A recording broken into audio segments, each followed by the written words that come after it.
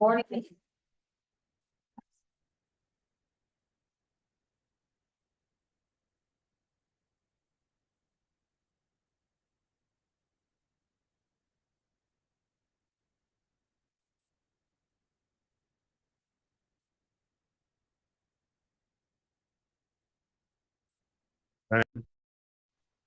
Morning, everyone. Fáilte go Maynooth, fáilte go Musi, on seminar Jarnock, Sasraisha, August fáilte forgotten and in it. Everybody's very welcome to the final seminar in this series. We'll be back hopefully in the autumn. I'm actually going to start because I kind of forget about this until the end. I'm going to start with thanks at the start to Anne and Dora for all their work in organising the seminar series and for making it work on a hybrid basis. And that's one of the things that enables people to link in wherever they are in terms of attending, but also to follow up online afterwards. And so thanks to the two of you for all of the work in that regard. I'm by myself today because I organised these with Professor Mark Boyle and Dr. John O'Connor, but they're both at a Research for Policy European Union conference as we're here. That the date was set after we'd set the date for the seminar, and they're presenting on the research project that we're working on. So they weren't able to be here, unfortunately, but we're pressing ahead, and we're really thrilled to be joined by this whispering pair of Seán and Rory.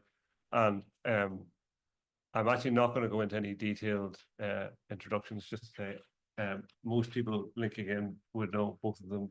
Rory O'Donnell, who led NESC, the National Economic and Social Council, for many years, and continues to contribute to public policy in many ways, and certainly hasn't disappeared. And Professor Seán Ó Riain, Sociology professor here in Maynooth. And we're just going to listen to them really tell a story about them working together, and listen to them, and then we'll have a bit of an open dialogue about it. So over to the two of you. Okay, Gurmil Magachan. Yeah, thanks to everybody for coming along. And so yeah, we're going to, I suppose, tick back and forward between each other, and I suppose story of our dialogue over the years, and especially how it relates to the work of NESC and how research and policy and politics kind of weave in and out through that. And it's also a story of, in a way, tic-tacking between kind of, in a way, I think, theory and policy, which are sometimes seen as poles apart. But I think, you know, part of the story that we have is that they're kind of intermeshed really through all the discussions that we've had. So I suppose the structure of this is I'm going to talk a little bit just about kind of what policy, like research in policy, has looked like from the researcher point of view, and put so it just run through very briefly a couple of different ways that has worked for me, and then put that the dialogue with NESC and with Rory in that context, like the NESC Council that I was on in the 2010s, but the previous work that Rory and myself had talked about, especially around the Developmental Welfare State report of NESC in 2004, 5, something like that. Yeah. So so the way we're going to kind of talk about this is I'll talk through my experience from the researcher point of view. Rory will talk through the general experience of NESC. Then he'll talk through the kind of developmental welfare state and where some of the ideas for that came from. And then we can kind of reflect together a little bit on just what kind of interactions were involved in that, and what made them work or not work, or whatever it might be. Yeah, so I suppose we really start from, you know, I'm going to talk about the role of expertise, the uncertainty of policy, and the complexity of turning a policy into something that kind of lands on the ground, so to speak. And in a way, over time, the way that research data has become, in a way, the language of politics as well. And in a way that's difficult to imagine now, people making arguments without making some appeal to data, whether you believe it or not, whether the data is real or not. There's usually some appeal to research and data. And then also, I think especially in the case of NESC, the institutionalization of deliberation into decision making. And then the other thing is, I suppose, throughout, I think one thing that probably is a shared frame of reference for us is that analysis and kind of expert analysis and dealing with evidence and so on is also linked to trying to think about opening up of possibilities and what are the pathways that are possible in the material, in the worlds that you're analyzing. So I suppose that's a theme that will come up as we go through. Okay, so just very briefly, from a researcher point of view, I suppose one of the things we're thinking about is, you know, what does the social scientist bring to policy? So in a way, you could say, well, the social scientist is the expert, and you know, you arrive the first day, and you know, the policymakers are sitting around, and you arrive with your killer finding or your piece of expert knowledge, and that solves the, you know, that's the solution, and that just doesn't. That's not it, you know. But at the same time, obviously, you bring expertise, you bring access, you bring your own expertise. You also probably bring, in a way, access to being able to search for relevant information and knowledge and studies and so on. But you also bring kind of, like, in a way, we're thinking about the discussions we've had over the years, how important theory was, how to think through ideas, how to think through the patterns. Like in some sense, you might, you know, at times you go and say, actually, that's not what's going on, or the research shows that that's not what's going on. But a lot of the time you say that is what's going on, but just we don't understand what it means. So you go off on a search for the best ways. What are the ways that people have thought about this? Comparative was really important, and Rory will talk more about that later. Like, how does this work elsewhere, and in what way can you borrow or not borrow from it? Just an access into this kind of world of findings. And I have to say, this is one of the things that I think is quite interesting from my point of view was the balance between, as a researcher, you land in a particular setting, and like you have to kind of merge into it in a way to be effective. But also, if you just merge into it and just become another person in the setting, then you're not making much of a difference as an academic or a researcher. So, you know, what is it that you're bringing to be disruptive with that discourse, but also kind of engage with it? So over the years, I kind of thought about, like, what are the particular roles? Like, so you bring this expertise, all these things as a researcher or as an academic. But in a way, the other way you think about the kind of impact you have, or the way you engage with this, is through the particular way that the academic is seen in a particular setting. And I think that's been quite different in different settings. So I've tried to think about, what does that look like? Like, why are different settings different, you know? And I have to resist the temptation to talk all day about this, but like, it's really two different things. One is like, what's the authority that people give you as an academic? Like, are you seen as an expert, or you know, how are you seen? And then the other is like, so what are you expected to do? And in a way, if you go outside of that, in a lot of situations, you lose a bit of the impact. And then the other is just the nature of the space, like, to what extent, how guarded do you need to be, or otherwise, you know, how freely can you speak? So I just thought about, so in a way, you know, I'm breaking one of my rules, which is I always have a 2x2 table. This is a 3x2 table, which is a little bit heterodox for me.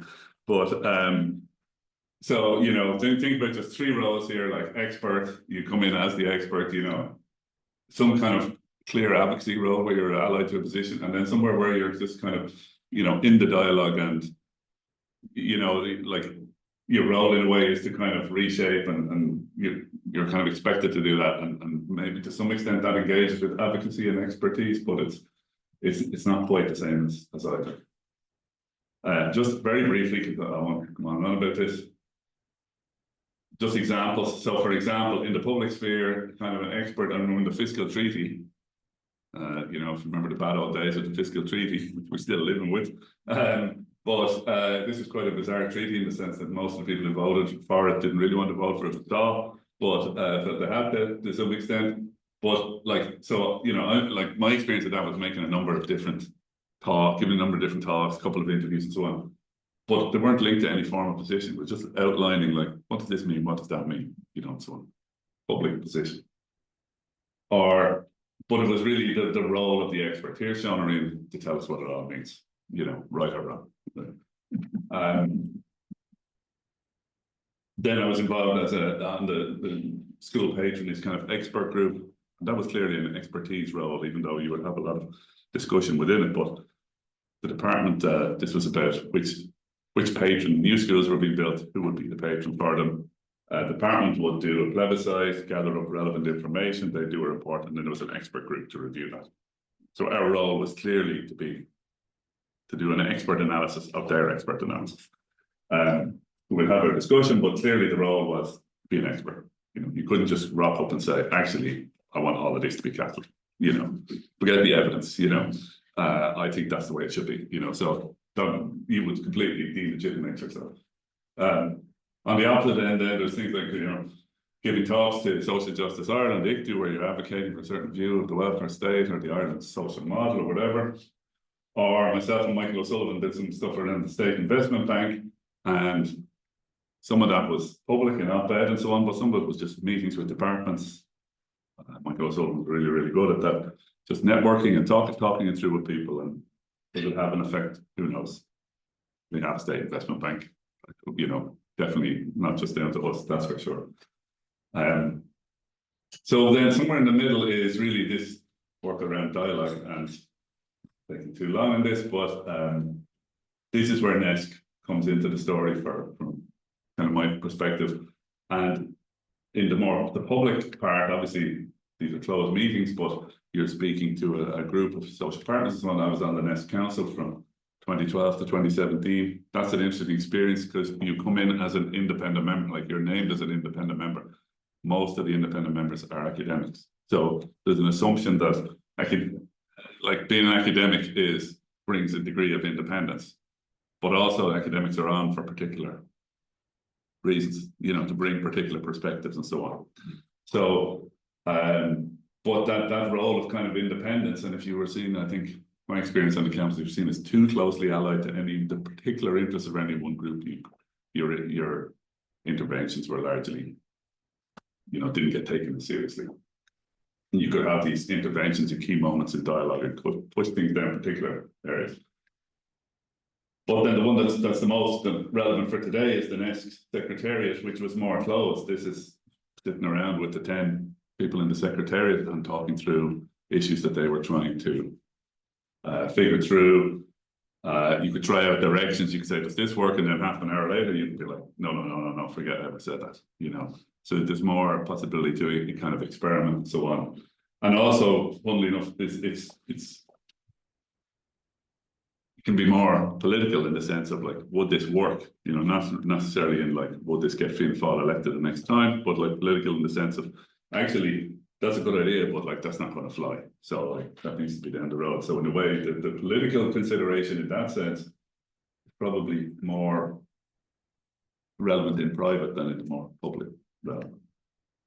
So that's just in a way to map the kind of and locate the relationship that Rory and myself have had through the NESC Secretariat and so on in this broader scheme of like the places of the academic in policy work.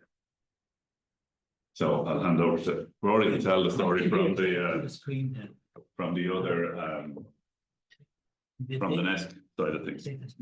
In austerity, we've only one copy of our notes. Okay, so what I want to do then, what have I knocked off? I knocked it off presentation. Sorry about that. And this, okay, great. Okay, thank you very much. So what I want to do is keep in mind my time. I want to talk about the evolving NESC perspective on the nature and role of policy analysis, and I identified 3 phases in this. All of these arguments can be found in a chapter in the book edited by Mary Murphy of Maynooth and John Horgan on policy analysis in Ireland, and there's a chapter there on policy analysis in social partner institutions or for the partners or whatever, in which I set out this story. But so phase 1, I would identify, and I'll move fairly fast with this just because it's relevant to that final box that Seán highlighted in red, where our interaction resolves. So phase one, in a way, is roughly from the establishment of NESC in the early 1970s, although kind of as versions of it in the early 1960s, through to the 80s. And in a way, it's policy analysis in the service of interest group dialogue.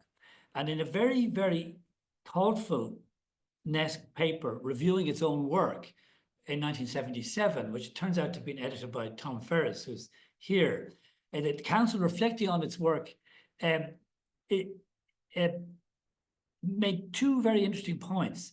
Which one is that it was trying to ask itself the question, in dialogue in the council and in analytical work for the council,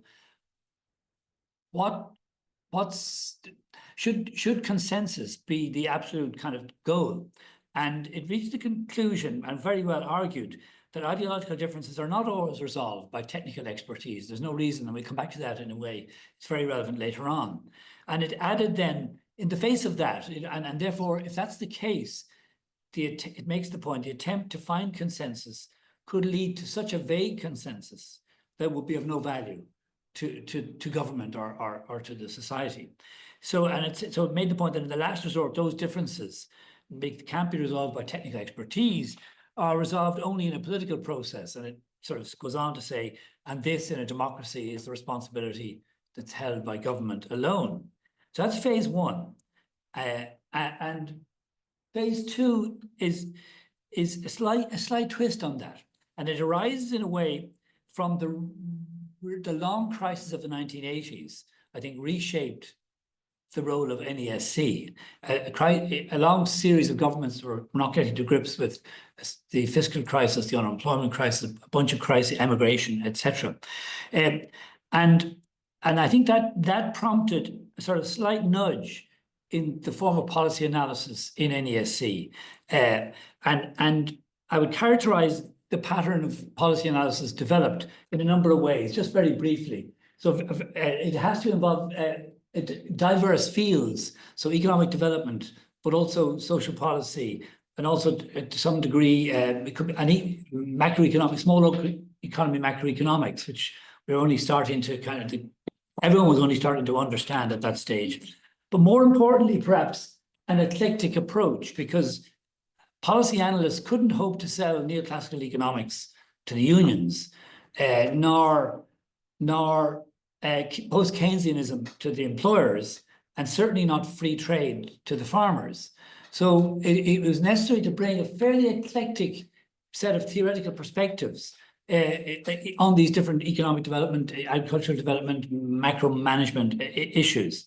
So that requires, I think, a combination of technical proficiency, because you have to be technically proficient, but also with an element of creativity, and I'll break that open a bit more. A key element in the evolving work is this thing of narrative. So the finding of a shared understanding among the partners and its expression was continuously done through a narrative of how have we got to where we are, and do we have a shared, could we settle on a reasonably shared view of how we got to where we are. So each of the NESC strategy reports would involve a kind of back look, narrative, and sometimes a very long back look back to the 1950s or 60s, and that was important. Then I left NESC at the end of 3 years of intensive work for 2 years in the ESRI, and I was so puzzled when I went there by the difference between my training as an economist and the role of policy analysis, which was conveyed, which was very much one of technical rationality and technical expertise. I was so puzzled by the gap between that model of technical rationality and what I had been doing that I sort of took a couple of months to read in the philosophy of social science. In fact, Seán was around then, so we'll come back to that in a minute, and wrote a paper in 1992 on economics and policy beyond science and ideology. And I mean, basically just in that I discovered, in a way, a set of ways of thinking, which more than anything allowed us to articulate the work method, not to change it, but just to, and this involved in a recognition of the sort of the hermeneutic, the interpretive dimension of social science. And then building on that in a way, the thinking of these guys, Seán and Riain, on framing, reframing, and reflexivity was really helpful. And not that we discovered we were doing it, but these guys had put a kind of name on it, and that became an important dimension. I refer later on to the importance of accepting that Ireland was a hybrid with respect to some key theories and classifications, like a coordinated market economy and liberal market economy, or the worlds of welfare. But that hybridity actually has very significant implications for the way you think about analysis and learning. And then all of that amounted to kind of a linking of the cognitive and performance dimensions. What I mean by that is that what emerged in that period was a very strong argument that Ireland's problems through the 60s, 70s, and 80s were not entirely, but to a significant degree, explained by the fact that key actors, employers, unions, and government particularly, were operating on the basis of divergent cognitive frames or divergent understandings of how things worked, what caused inflation, what was the effect of free trade, what was the effect of social spending or whatever, what was the effect of Keynesian demand management. So there was a very strong argument articulated in those years from that work that having a more convergent cognitive frame was not just kind of interesting, or it was actually materially relevant to the performance. And the developmental welfare state is one example of that work. So there's a third phase. I won't dwell on it too much, but as the partnership system settled down and the macroeconomy stabilized, there was a very significant sort of dual evolution, I would say.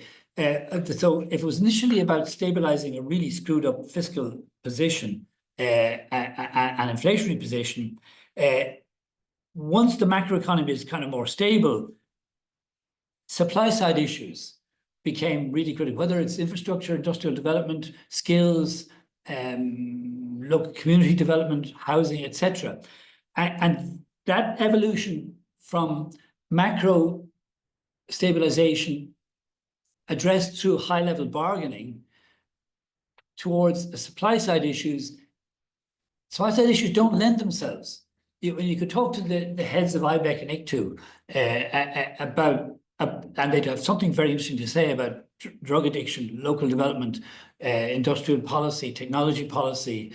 But to find out about those things, you have to talk to other people. And so that involved a significant evolution in the kind of where you had to search as an analyst for ideas and solutions. In addition, the social partnership system was widening to include the community and voluntary pillar, and then the environmental NGOs.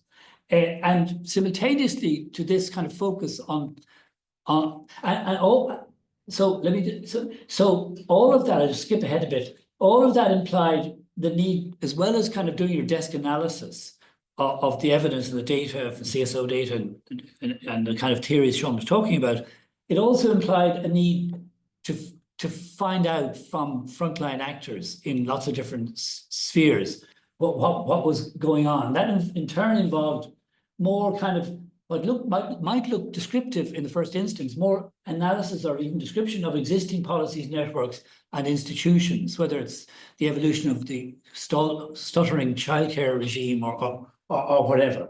And one of the labels used for that, and I'll come back to some literature on that later, is kind of network knowledge and elements of co-production. Now, funny enough, in ways that I come back to, that's also evident. This phase is also relevant to the developmental welfare state and the joint work that Seán and I would have done. So let me move then to that piece. So in the early 2000s, Irish economy had sort of recovered in the late 80s and really started to roar towards the end of the 80s and into the early 90s, and came like Celtic Tiger 1. And there was a real sense of the need to balance this remarkable and in some ways unprecedented economic leap forward with more social progress, and that this was an imbalance and in a way, and I didn't put this in the slide, but actually it's probably the most relevant thing. That question then, the social question in the late 1990s, early 2000s, was framed despite there being a convergence on this consistent policy framework around macro and supply side, etc. The social question was being framed in our council in a divergent way. There was one view which was it's all about the annual budget, and the annual budget should make sure that the welfare spend and the welfare payments per head kept pace with wages, or is it earnings, or that's another question. But anyway, kept pace with something from the economy, and that was a kind of a view which said kind of that there was a lump of disadvantaged people, kind of a fixed quantum, and they were falling behind. And this is, I think, statistically true in those periods. But the solution was therefore the transfers have to keep up with the earnings and the productivity growth of the economy, etc. That was one view. The second view on the union side, not surprisingly, and this wasn't that disputed in a way. The employers might have seen it, and the government actors thought that the wage deals had to see a catch up. There was wage restraint, severe wage restraint earlier, and that the wage settlements had to kind of catch up with the output and growth of the economy. But a third view was that any huge enhancement of social policy and spending would be a drain on the economy. And there was a kind of a private employer version of that and a government department version of that. You can fill in the picture yourself. So when I came back to NESC in 2002, there was this kind of there was this recognition of the need to balance the economic and the social, but divergent understandings of what that might mean and the risks involved. And initially, there was agreement that we'd NESC get to do something on the social protection and welfare system. And it was initially framed in terms of S.P. Anderson's 3 worlds of welfare. But that wasn't really going anywhere, because you might have your preference between the Scandinavian universalist system over a continental social insurance system, and you might think that both of those are better than a liberal residual system, or you might have the opposite view. But it wasn't looking likely that you'd crack that among these diverse actors. And so we sort of took intensive deliberation and discussion with researchers on the social deficits and risks, the evolution of welfare, and the relationship between the economy and social protection. And I won't dwell on the evolution of the trends is really complicated in this era, because there's massive extensive growth of the working population, and that's changing household incomes in dramatic ways, which are not the same as individual incomes, either from welfare or from wages. So a very complex picture to unpick. But then particularly, we're anxious to try and break this notion that it was a choice between the economy or society. And that's, as we'll see in a moment, much of the dialogue with Seán and the linking between the economic analysis, the developmental analysis and the welfare analysis. And I just throw in here that seeing Ireland as a hybrid I think was really important. It's implicit, I think, in Seán's work on the varieties of capitalism, liberal versus coordinated economies. But also it's evident in work on the welfare system. And in fact, the Danes were talking big time in those years about how Denmark was a hybrid system. And it was a kind of leader in active labour market policy, which kind of has a liberal flavour and might be something that more liberal economies would be into. But they were combining that with a highly inclusivist social protection system and indeed employment. A very high employment economy, high participation economy. And so there was an interesting thinking about the hybridity within the worlds of welfare. And you see, and I've written, this is in a separate paper, but there's actually a real connection between opening your mind to hybridity and the way you do the work. Because the implicit in that is that it's worthwhile looking at institutions and governance within cases, within Scandinavian economies, within liberal economies, And a good example would be, yeah, Ireland's not the same kind of coordinated economy as Denmark, but we sure as hell can learn from their active labour market policy. And you could take the same on childcare or health or addiction or many other things. So it really is critical to this possibility. And I mean, there's other people writing about this at the time as well. The breaking out of these kind of highly path-dependent categorizations is helpful. Not only is it necessary because the cases they are hybrid, but it's also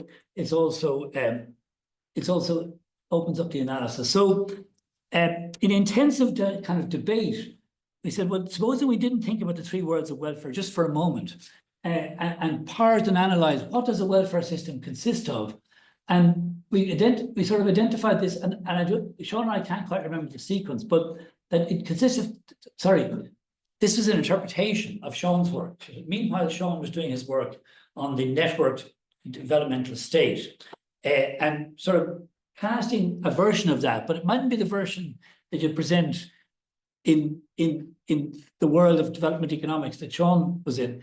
Was you can think of it as having three dimensions: a corporate tax and welfare, which we're pretty good at in Ireland, but also services to firms dimension, which is very clear in the agencies, in the industrial development agencies, but also a highly activist, kind of, you might say, problem-solving, search-oriented process whereby the IDA and the Enterprise Ireland and the various technology entities would very actively search among their client base for openings, for problems, for possibilities. And that was kind of interesting because then we said, well, suppose we thought about the welfare state as in similar terms, that there's obviously an income transfer dimension. It's probably the central dimension in many ways. But also there's a services dimension, which is really critical to welfare and the quality of life, all the way from healthcare, education, training, local development service, etc. And then there's the need for something less stable than this, which is some kind of process or entities which identify unmet needs, the way in which local development corporations, local partnerships do, or NGOs identify an unmet need, the need for rape crisis services, which no one had thought of, and that need is modelled, and then it becomes eventually mainstreamed, etc. So you need that dimension as well, because none of these things are stable. So combining this kind of thinking about the dimensions of the development state and the development of the welfare state, we proposed this idea outlined in very sketchy terms in 2002, and then developed in a major report a few years later of the developmental welfare state, which has, I won't go into much detail, but I suppose at the heart of it, perhaps, well, there's various arguments about enhancing the income support system and making it more supportive in various ways. And again, there's a complex mixture in Ireland of legacy problems, which were appalling, and some of them still are, and then new problems arising from the dynamic economy, which tends to produce inequality. But maybe most importantly, the need for a radical enhancement of services across a wide range. And I mention that because this is where a second link, there's a kind of reframing link between Seán's work and this work. But there's a second link, which is the need to think about organization. So the need to, so if you're going to radically enhance services, you need to radically reform the service delivery organizations. And indeed, they need to become more like the kind of search engines that, say, the enterprise agencies are in terms of how searching out problems and working on solutions. So the report that came out in 2000, this is sketched in 2002, and then the major report in 2005 was into great detail about the governance challenge. What would be required of the system to deliver tailored capacitating services which supported high participation and high in the economy. So that's the kind of meshing of the two sets of thinking, where we drew very heavily on in active kind of hours and hours of whiteboarding with Seán when he be back from the US on how this reframing might be crafted. so just reflecting then, and listing some of the interactions between our work. I had been a research assistant in the SRI for 2 years in the mid-70s. So that gave me a familiarity with, although it wasn't my kind of work, I was doing economic work, with the enormous body of work on both two different dimensions of the social thing. One is poverty and deprivation, and the other is social class transformation.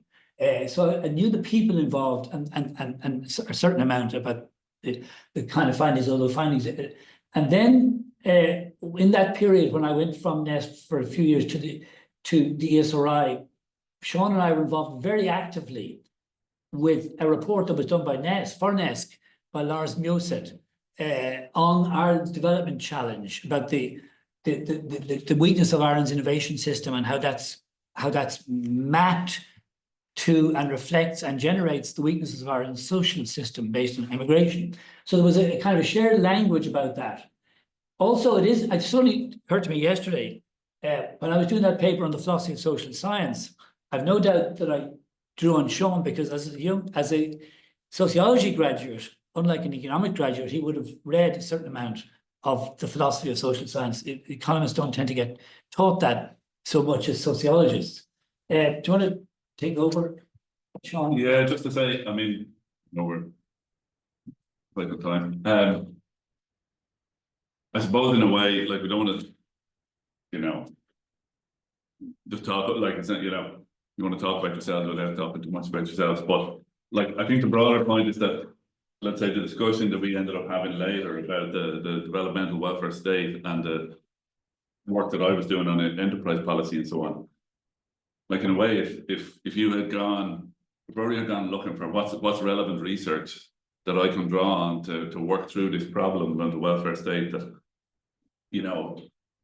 you would have done a long literature review and never landed on my papers on enterprise policy. Like, I just don't think that would have happened. So it's more like embedded in a set of ongoing discussions, really, about all kinds of aspects of both research,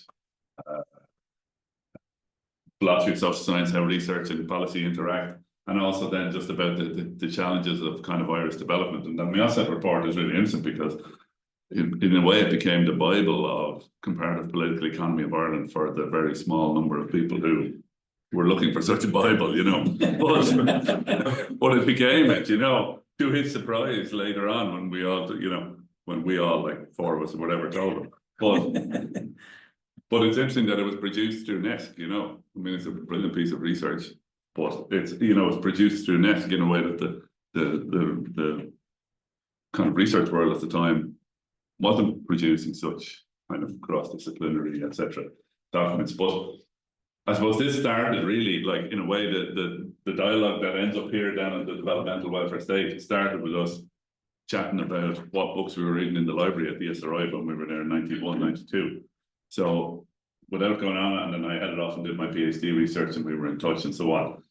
And then it's only then later that really, I think, when Rory, you're casting around for what's the way through this puzzle, a policy puzzle, really. I mean, it's an intellectual puzzle as well as a policy puzzle, but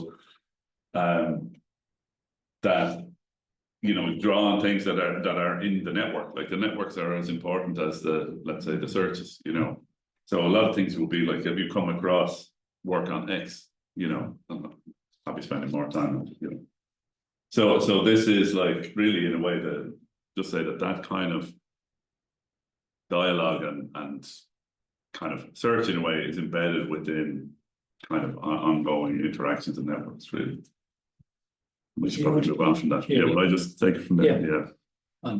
So then just very briefly, just kind of wrap up in a way, like, so what was, shared across this, I suppose, from the NESC, the connection to the research, a lot of it is around where, like, there's analysis, but there's also kind of reframing, looking for new ways of thinking about things, which in a way is what theory is about, So it's like a very practical form of theory, but it's quite theoretical, it's quite conceptual, like, really.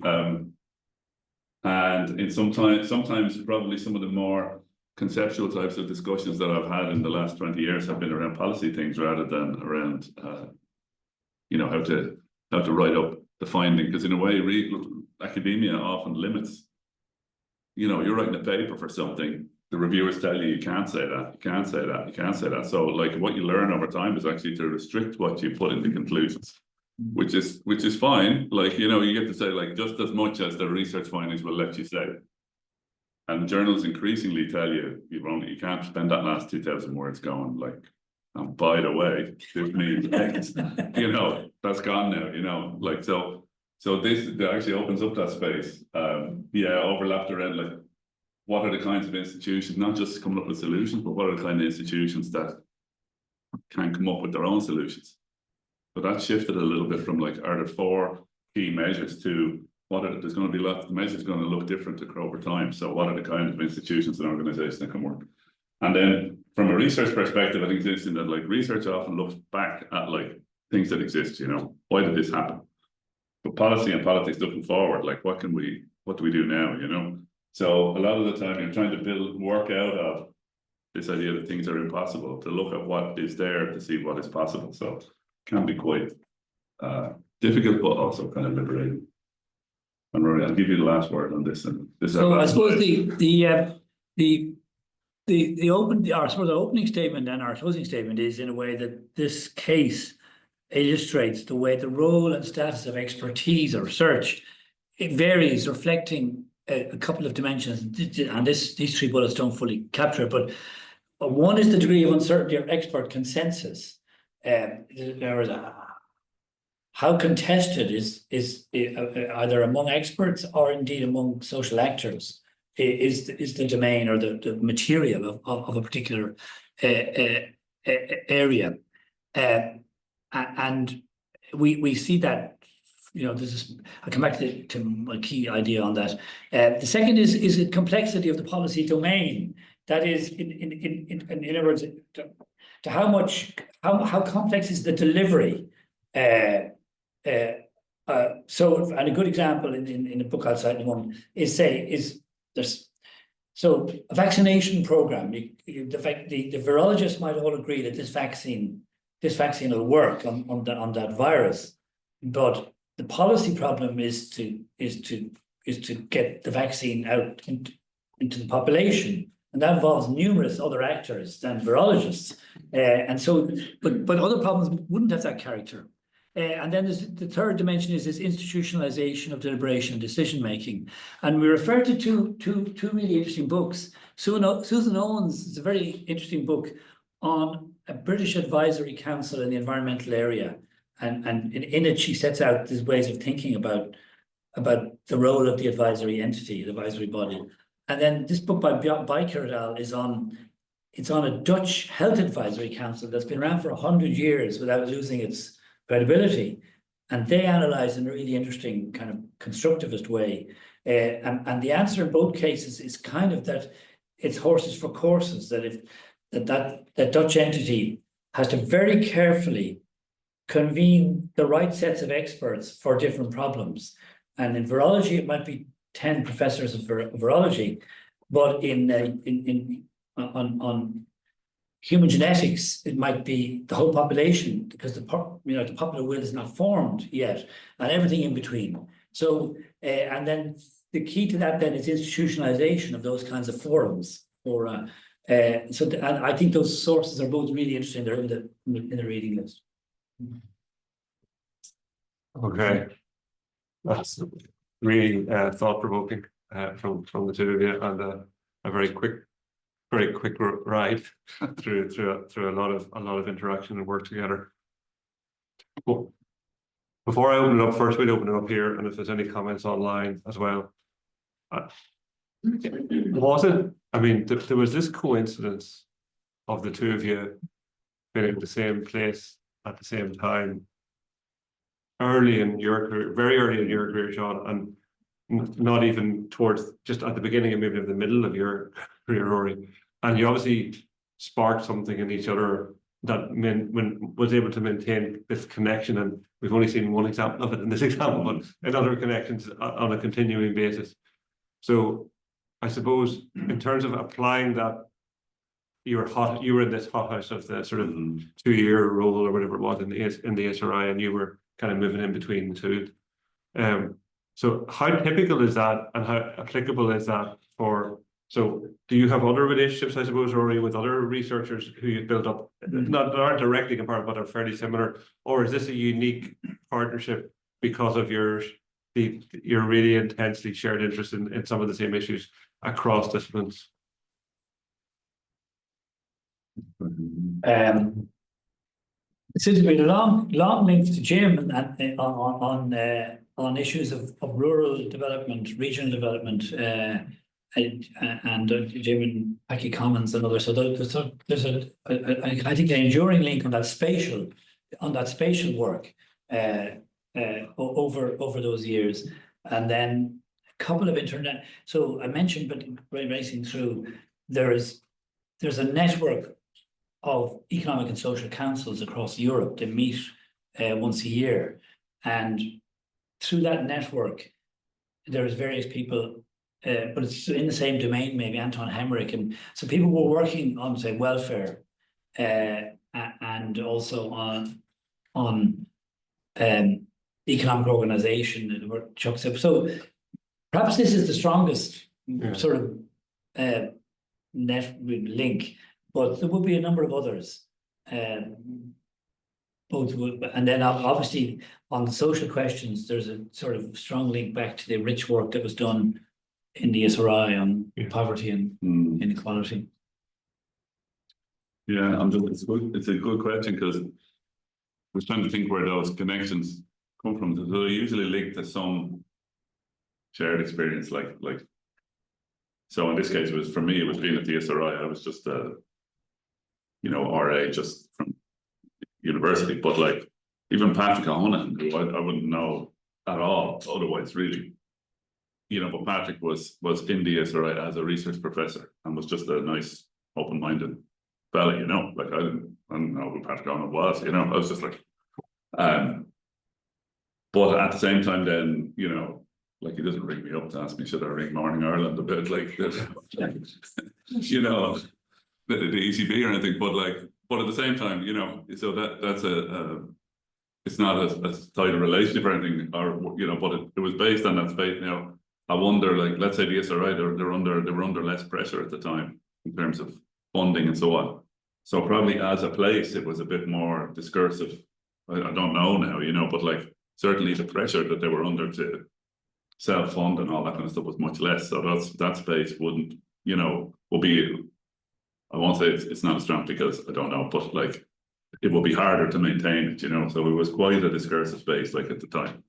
Like the reason I met Rory is I saw these 3 books about urban sociology, and I thought, who has got these 3 books? Like, and I saw this fellow Rory, and I was like, who's this Rory fellow? And I was like, are you the guy with the David Harvey or whatever? So, but then there's other things that come around, like I'm doing some stuff with the Nevin Institute, and that comes around because we're kind of co-supervising a student. But I think you do need those space, something that there's a bit of space to let that dialogue develop initially, and then the networks just kind of follow from it. And then any comments about whether those spaces are still there, whether they've been enhanced or whether they've actually declined?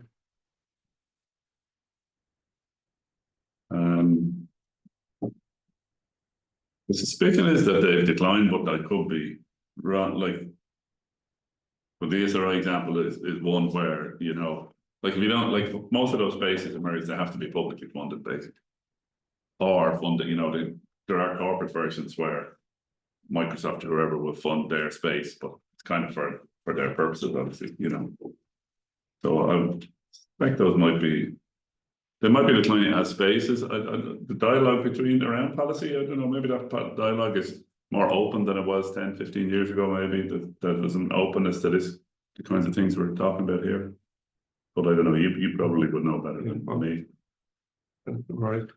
An interesting development in terms of spaces that engage the social actors with policy actors, which I kind of have a bit of feelings, is the kind of proliferation of advisory entities. So NES was there, and it began off before that, but kind of attempted to prepare for the EC membership. the committees of industrial organisation and the social partner, and then that employers and unions, and then that was widened to agriculture, and then social pillar, and then environmental pillar. And then a competitiveness council is created, which involves a tiny sort of element of union membership, but basically it's sort of, if the non-governmental actors are sort of employers and their federations, and then that proliferates a fair bit around the system. You get proliferation of entities, and then force is created. And you could, I remember a very thoughtful person who had worked all his career in the Economic Commission for Latin America, and was trying to develop industrial policy in Latin America, and was quite influential with the governments, and was citing the Irish case and the Danish case and other cases of kind of tripartite problem solving. And when he looked at Ireland, he's sort of struck by this fragmentation, proliferation, and he thought weakening of and he was saying, wouldn't it be better to have different rooms within the same house? Because there are things that only employers and unions, deal with, and that's perfectly proper, and that's so the proliferation. But and you can make an opposite case that really, because there's so much expertise in so many domains, health and etc., that you need all these highly specialized advisory entities. But there's perhaps something lost when the kind of framing that you get by bridging is maybe diluted. Yeah, going to bring back maybe to the political system a bit, and maybe I suppose you talked about how policies land or legitimacy of policies. Yesterday there was a launch for the policy handbook for the civil service, which actually has a big focus on this, in terms of led by the Department of Taoiseach, and about this concept of civil servants moving into the space of actually looking at how something lands, which was maybe traditionally seen as being more in a political sphere, but your work together and your work separately has really moved into this space, and you've had different work and work together. So have you any reflections on that issue? How do you mean when you say how something lands? So the acceptability to the general public and whether politicians can. So it's on the one hand, it's great having this great policy, which may be the right thing to do, but if you don't win people over, then politicians, it's very difficult for politicians to support it. It has to be, they can maybe get it over the line, but it has to be fairly well worked on and developed to help them get it over the line. And maybe you're just working with politicians, even just moving into just working with politicians. Because I would say my perspective on NESC, in the time I was involved, which would be, let's say, with the Secretariat and with Rory, and then later with the council, which was during austerity and so on. That was a tough. It's tough to think about possibilities at that time, but look, I think that can go two ways. Like, so one version of that is kind of a version of, it's a thin version. It's a little bit like the evidence-based policy thin version of that, which is you go out and you do a study of public opinion on X, and you find that the public doesn't trust the state to deliver housing policy. Like, let's say, I mean, I'm sure they haven't done that, but I'm pretty sure that's what you find, But what do you do with that? So there's a part of which then, well, we can't do that. Like we have to get someone else to do it. But I mean that. So actually, I would say that my interpretation of what used to happen, does happen through NESC and so on, was it was taking a difficult situation like that, like absence of trust is a big one, and reframing it basically. How can policy measures so that is a real thing. Like that tells you. You can't just go out tomorrow and say we're doing X because nobody will believe it or want it. But at the same time, a lot of the NESC reports are interesting because they take the form of framing what is the system, so giving an account of what's there already, and then thinking about, right, what are the issues and difficulties, and then what are the directions of travel from here that we could imagine, not the ones that are locked in, but the ones that are possibilities over, let's say, 5 or 10 years, you know, or if we unlock land, then we can unlock this other stuff over here. And I think that's a difference. That is really about how things land, but it's about thinking about how, let's say, public opinion, as it stands at any particular moment, is shaped by possibility and trust and so on. And you can shift the idea of what is doable, or, you know, and I think that's the national reports are very interesting from that point of view, because they are analysis and also trying to reframe what's possible from the current moment. But any reflections? Yeah, I think it's a very good question, and I think both political actors, as in elected governments, and public servants, are in an increasingly complex space. And one way of putting it, but it isn't adequate, is that so many of the policy issues that need understanding are rising out of issues of implementation. And one response to that is the kind of creation of this thing called implementation science, which I think is complete nonsense. But because it's sort of saying, well, that the problem is implementation. We know what the policy is, but we don't know how to implement it. Now, that can exist. But more commonly, I think, if we don't know how to implement it, you don't have a policy.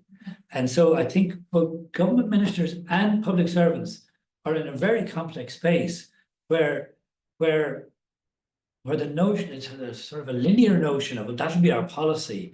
And then we need to find some very smart people to write it up. And then we find other smart people to implement it. But that's kind of dissolved. And as a result, then political actors are enmeshed all the time in problems that split up. We see them every day, which they're kind of slightly responsible for, but also not responsible for. And I think and you could chase each other around the house, pointing the finger, but actually I think this reflects the nature, the somewhat changed nature of the policy problems and the kinds of knowledges that are needed to address them. And that does require a fair bit of thought about the generation, the use of knowledge, and whose knowledge. And I'm going to open it up. So I'm going to pick a couple of comments, questions. Go to Jim first, and then Tom. This was microphone for the online. Thanks, Seán. These are not very well formulated comments, but you mentioned, Rory, the experience back around 2005 around the rural development, and I think my recollection of that is Packy Cummins and Teagasc with another person had drafted a report, and NESC had a very lengthy deliberations on it, and I was feeding comments back and forth to both sides at the time, and then it got launched in Dublin Castle, and what I remember from that is there were two things. The report came out very strongly on the value of supporting local development through partnerships, because local authorities were unable to do it, and central government knew there was a problem but couldn't address it.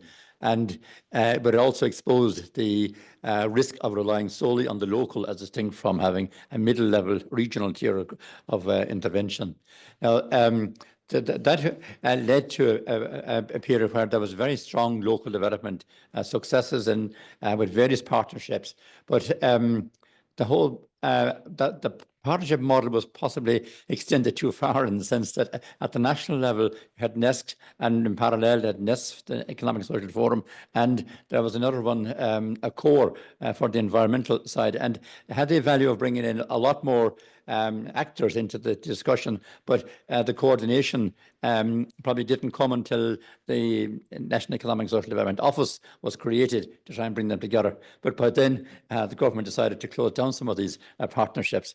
And the same thing happened at the local level. And what it highlighted to me was the lack of connection between the behaviour of some sections of government vis-a-vis the kind of advice or thinking within the more general sort of council setting. And the one I have in mind is the reform of local government, which started off in 2012 with a paper or an intervention from Phil Hogan, and then led to legislation. The downside of it was it assigned completely new roles to local authorities without seemingly any analysis of what the implications might be for the entities that were already in place to deliver local development via partnerships. And that has become an increasingly more difficult situation now, in that the local authorities have taken on a role where in many cases they don't actually have the expertise to deliver what they're being expected to do, but they have taken over the funds. And the organisation that had the expertise don't have the funds any longer. So it's what is highlights to me is that there is still this fragmentation in thinking, between siloed departments working their way down through the system into local authorities, where again you have a very siloed structure of administration, and how to break that is the problem. That essentially one can create new problems by encouraging a reform which was seen to be badly needed, but a reform that hadn't been teased out in terms of its wider implications when it came to implementation, and to an extent undermined a lot of the work that had been supported from DESC back in the early 2000s. Sorry. Thank you very much. Could I first of all congratulate you, Seán, and your colleagues for running this research series, really good. And then I really found fascinating this morning's presentations from Rory and Seán. Being in the same area, but we never actually sat in the same room. We were like ships passing in the night. Longer period of passing ships in the night with Rory, more recently with Seán. One line I loved, one of the slides, was looking forward along with analysing backwards, because in terms of stuff I've done over a long number of decades, it's been very much that. And the sort of things that I would say are important in doing policy for individual researchers, practitioners, is common sense, moving around, and that came out very much in terms of Rory's, where you've been. And in that context, even as recently as last month, I had an article published by IEA on assessing the regulatory processes in a rapidly changing world, and actually quoted from an ESC report back from that period. A quote which was, and I quoted there and I'll quote it here, is, "It's not possible to stop the world and let Ireland off." And that's why it's important, where you went off and did your PhD, Rory talking about the network of economic and social councils. That's where you really need to get the experience, the exchange of views. And the last point, because it's just something that arose in the last week, where two academics from UCD, Halford and Fleming, had a long article about what happened in education 30 years ago, cited wonderful work done in the area, like the white paper, which was touched on in one of the most recent sessions of this particular research series, the white paper, the convention, etc., and never mentioned one of the people there, Niamh Brannock. It's just every opportunity I'm using this, because the Irish Times didn't publish my letter. Sorry for getting into a little paranoia at this stage, but great session. Thank you very much. Alan, probably there. Behind you. Oh, hi. Yeah, thanks. Thanks very much, bringing back lots of thoughts. I've got several kinds of, well, maybe one question and an observation.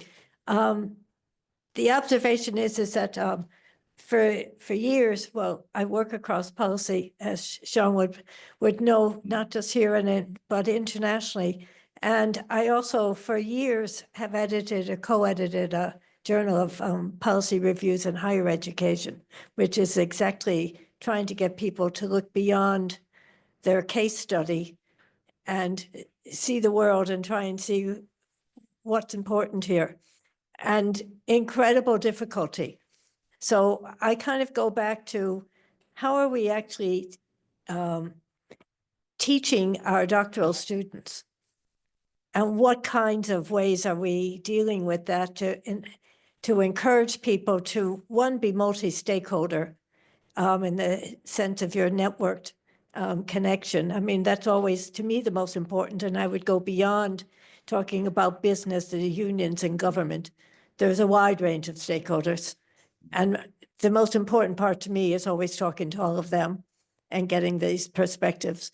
But also just being able to pull in and look at what actually is happening elsewhere and how can I make sense of this in a way that other people can actually understand.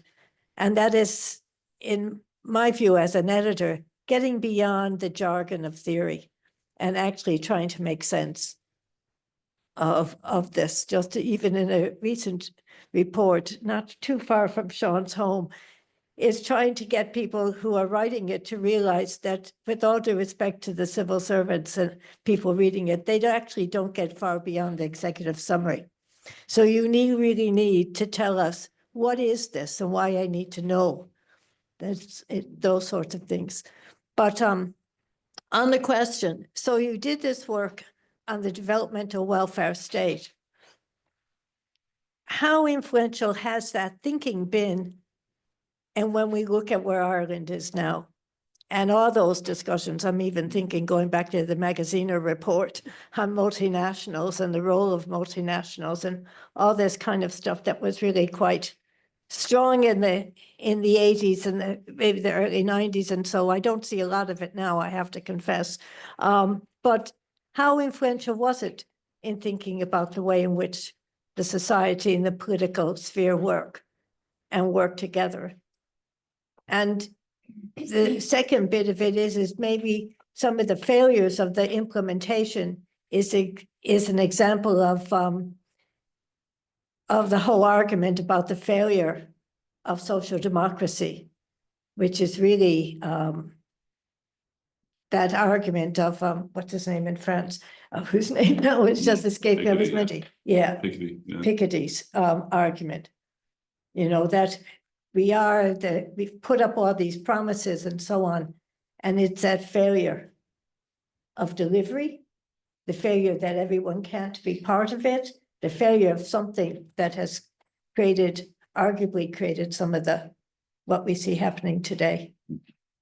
Right. Sorry.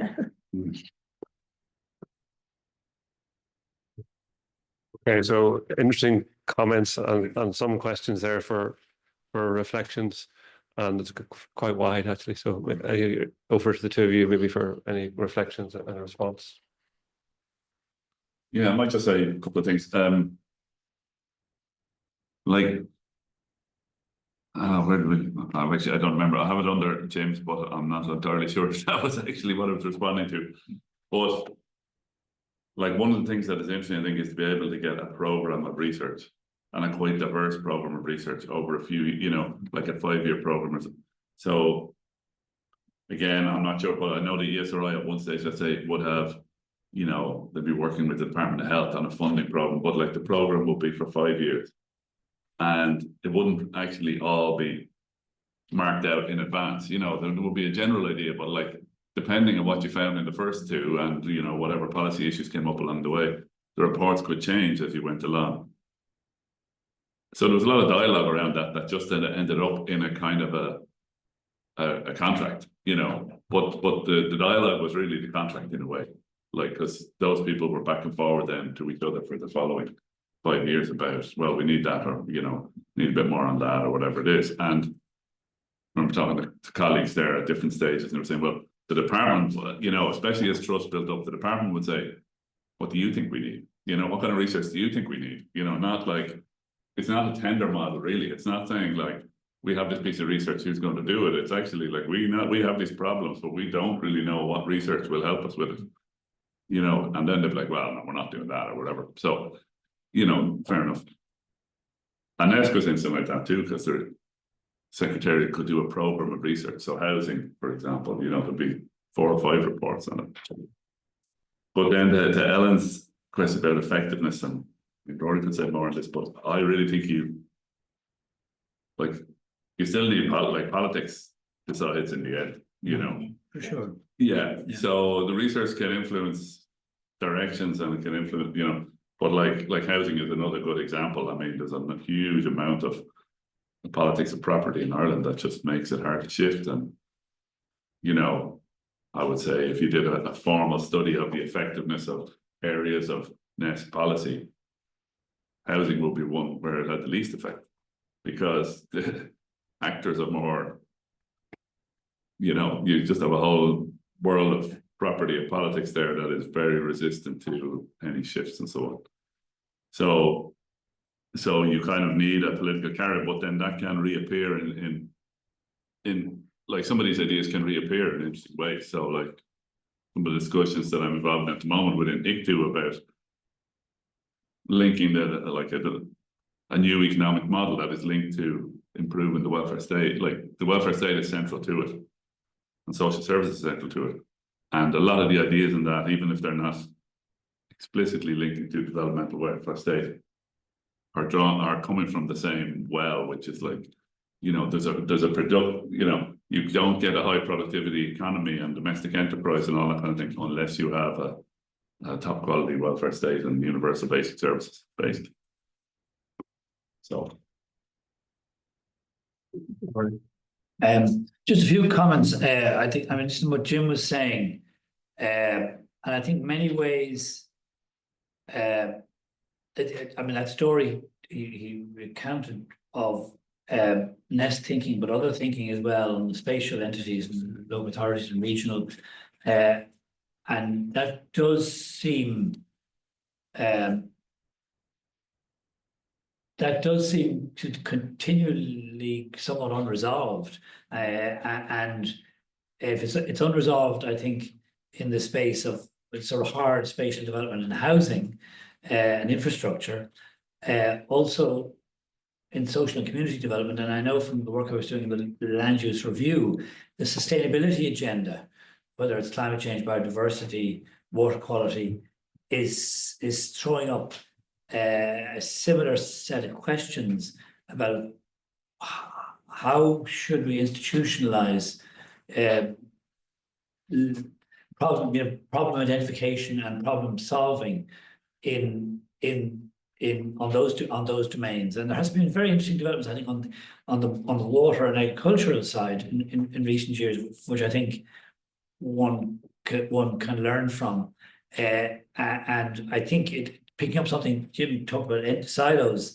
I think one of the, because this, you know, if you read the literature on, and I don't read it actively now, on public sector governance, public sector reform, and we all use the term joined up government, but so we use it so much that we don't know what it means, and until you see an example of it, you kind of don't have any sense of what it might mean. And I do think that and Seán would know much more, but there's an element of joining up at the interdepartmental level, but again, a bit like, but that could still remain, in a sense, effectively. That could still remain unjoined up when it reaches the ground, even if you get all the sec gens kind of ad idem. So I think a lot depends on the creation of entities, and I think maybe LawPro is a good example where it links EPA work on water and local authorities and other actors work on water. But so a lot of the joining up is almost that middle tier.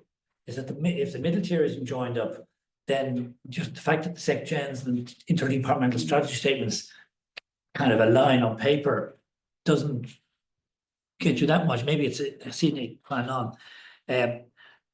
Ellen's question is really interesting, but I'm not kind of completely up to date with the fate of the developmental welfare state thinking. I know it was the template for the social partners and several governments, kind of overarching statement of what they think the path of development is. It's a much more complicated question to tease out. I think some people would argue with some merit that the welfare state was very significantly enhanced, and the bounce back from the crisis of 2008 2011, the strength of the economic bounce back from that reflected that the kind of the social safety net was far stronger, which doesn't mean that there wasn't other social dimensions, particularly the softer spending, so the softer spending on programs, which is many ways those services on the left-hand side there, that seemed to be where the axe fell much more than on the core welfare system, which had been very significantly enhanced, and I think did do its job of meaning that people didn't come out of the crisis kind of with all their savings gone and everything gone, and likewise COVID, the people didn't come through so kind of with everything depleted that they couldn't kind of get back going again. But that other side of services, and even there though, we know there's been enormous advances in some dimensions and of service delivery and much less in others. So I wouldn't kind of generalize. But it is a notion. Hold on. Yeah, sorry. Or else people can't. Yeah. No, talk away. Yeah. Just you need that. Oh, sorry. Yeah, people can't hear. Oh, right, sorry. I was going to say it is the notion that Seán said about the vibrancy of the, if you want to say the social, the wider polity culture, which I would take as wider than just the civil service, is a key part of economic stability and growth, and all these things are not separate entities. Someone might mention that to the people in the US, but anyways, they are key factors, and it's a kind of a key factor in the Irish case. You might have seen the report the other day in the Irish Times about someone who said he has come here because of the type of society and so on. But yeah, I mean, there is a question of how you mark that. I was asking Seán, if you were doing the ref, how would you talk about impact of your work? Sorry. Cheers, Alan. I have a couple of reflections on some of those questions. I think you're a bit harsh about how you've influenced thinking, or how thinking has moved on, because those concepts are radically different in society now than they were when you started to work maybe 25 years ago around the welfare state and so on. Yeah, and so on. But even more strongly than that, on the work of working with partners, and I know the number of bodies was reduced in after the downturn, but you're still talking about a proliferation of different bodies. But the coherence and cohesion in society, which arguably showed both in the post-downturn or in the downturn and during COVID, and also the government's policy on supporting during COVID, the radical nature of that and willingness of society to support that, I think they were really important elements that actually there hasn't been a huge amount of reflection on how radical government was in stepping in at that period. Was probably went as far as any other government did at the time in terms of jump and the decisions on support, and kind of in simple enough terms get as many supports out there as possible as speed, and then the speed that which the system did it. Another comment is that just coming back on implementation, I think that those points that Rory was making about implementation that have been reflected in some of the discussion are really, really interesting, because it's about the policy really, and if a policy being implemented, and there have been so many different ways then to be worked through about how to manage implementation, but we can still see that that's the struggle that we're seeing in society at the moment, and that's the struggle that we're seeing debated in the news. And when it's in the news, it's very difficult to actually debate it, because it's in the news, it becomes so hot. But the role of the interaction of the likes of yourselves and the work of NESC is really, really important in informing those discussions. Going to open it up to the floor one more time if anybody wants to come in with any closing comment. Anybody out there want to comment? Leonora. Thanks. Thanks so much. I won't keep you. Sorry, Seán. No, it really was just an observation, more so than any more questions or comments on it. Really, I'm after coming back from Vienna from the Science Advice Mechanism Conference, and met your colleagues there. But it just struck me how much of what was discussed today was actually reflected in the discussions there over the last couple of days. around that, I suppose the issue of consensus among different scientists, and I suppose the view there was that really consensus is not what you're working towards. It's really kind of less disagreement, really, and maybe taking that systems approach, the importance of having diverse actors. And they talked a lot with a lot of sessions, or there was one particularly good session around these nexus issues and the way to deal with them. And it just struck me that there might be something to learn from colleagues across in other countries. Not everything that you see over there models perfectly to the Irish system, but the idea of learning collectives. There was one there that spoke the Montpellier process, which brought together scientists across something what you were saying earlier, Rory, around climate, food, biodiversity, water, all that, to work together. And maybe that's one way of maybe ironing out some issues before they get to policymakers in terms of teasing out how they might be, how these issues can be dealt with, and the improvement or in implementation, etc. But it was really just to make that comment that I suppose, and also just to say thanks to Seán, really, because these sessions have been so helpful in terms of, I think it's really important to see case studies of how these partnerships can work and the impact that they're having. So that was it, really. Thanks. Thanks. Obviously, Mark and John don't have use of the government jet. Anybody else want to comment? Would you like some final reflections? Well, just something that I didn't answer that Ellen raised in a way was, you know, what could be different on the university side around this, you know, and I think that is quite nuanced, really. You know, because I think at the end of the day, you know, like sociologists should be sociologists and civil servants should, you know, should be civil servants. You know, like there's a value to knowing your craft, you know, and so a lot of this is about then what's the interaction like, and then it becomes more, you know, what that means, like, you know, so my own feeling always is that like there should be a rich spaces for dialogue between different kind of, you know, people with different kind of, in a way, crafts, rather than like a whole world of people who are like hybrid across, you know, 6 different crafts or whatever, and maybe not that good. You know, this is something that you learn over time. But then that's also a challenge, like in a way, for us, let's say, like if we're, you know, putting people through PhDs, are you doing it in a way which at least, you know, they come out feeling open to that, or they have been, you know, exposed to it or whatever. So like theory is a really interesting thing, because like people use theory in lots of different ways. So sometimes you just use theory as jargon, like it is jargon. It's just shortcut, you know. It's just like, right, post-structuralism. But you just use it as a shortcut to like get over whatever, or whatever it is, you know, just, you know, whatever your concept is, wicked problems or something, you know. So you can say, and like, it depends on the setting to some extent, because you're just like shooting over that. Okay, we all know what we're talking about. Now, in another setting, everybody will be like, what are you talking about? It's completely exclusionary. So I think a huge amount of that is just, what are the spaces? And if anything, like, I think just growing those spaces more, and there's a great book by Lester and Peoria about business innovation, back in, when that was the book.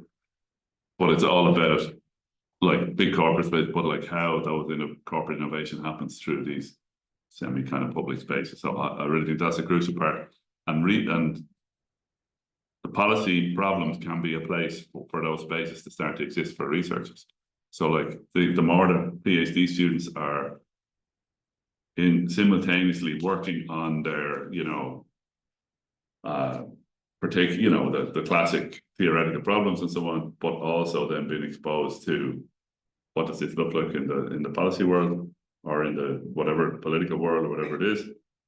That's richer for the students, but also I think research can be a good vehicle for the kind of joining up that, like, it's really interesting when you mentioned learning collectives. Like, you know, would love to hear more about that, because that's a vehicle for learning, but it's also a vehicle for kind of building a community or a network. Like the collective part is as important as the learning part.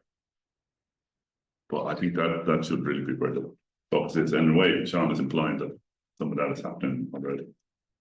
Rory, any final reflections? Yeah, picking up on that same theme, I think I found both of those sources, Biker and Owen's, very interesting, because they're both making the point, and that the boundary between analysis of research and policy is not defined by any characteristic of either of them.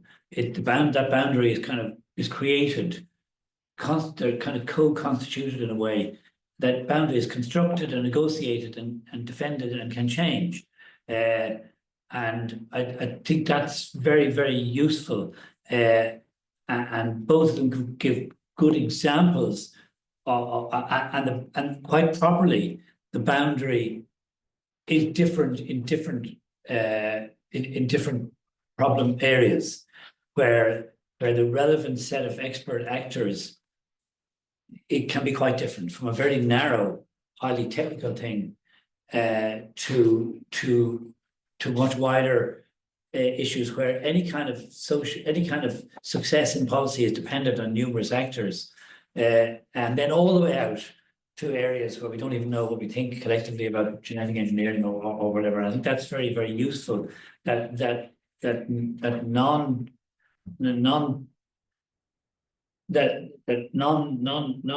definitional boundary, and a lot of this, I think, a lot of this thinking about this, which seems like an obscure area, comes from that field of science and technology studies, and the great French philosopher and sociologist Bruno Latour, who died sadly, but who was a key kind of founder of this area, this obscure area of science and technology studies, has actually become a really important, wider field of, if you like, the sociology of knowledge.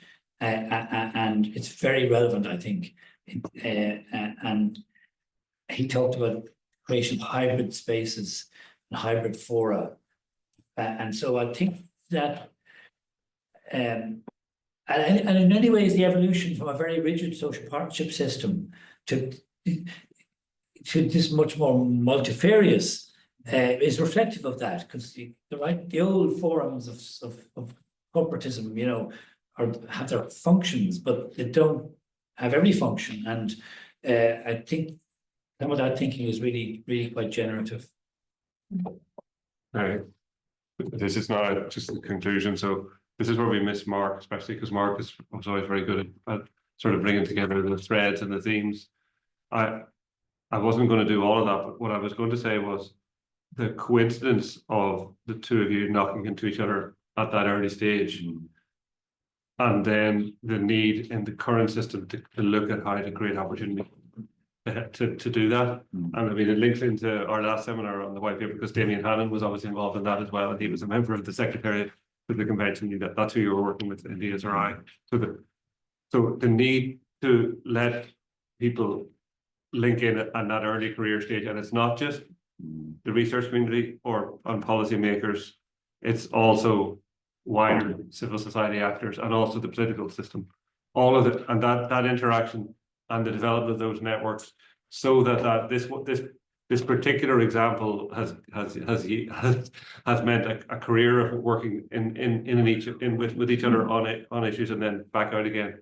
But it's to create an ecosystem, I think, that allows those behaviors to emerge. Some of that ecosystem, for example, works within the civil service when people move around, as maybe graduate recruits move around, which I would have done myself, and had different experiences, that you keep on working with people throughout your careers, but broadening that then into the wider ecosystem and finding that, I think, to crack that with a system that's not a control system, that's an enabling system. I think that would enable these connections and understanding, so that you're not just within your smaller group of people who agree with you on everything, or who are actually thinking the thing through. And I think that's the kind of lesson I've taken from it, and how lucky we have been that you did knock into each other, or that you read those books, Seán, and that you went looking for them, and then that you had the common interest and engagement, and it probably went beyond this into other areas where you have common interest and engagement. So look, we really appreciate the two of you coming along. And I know you put a good bit of thought into how you describe, how you sort of talk about working together, in particularly in an example. So just could we thank you on behalf of everybody here?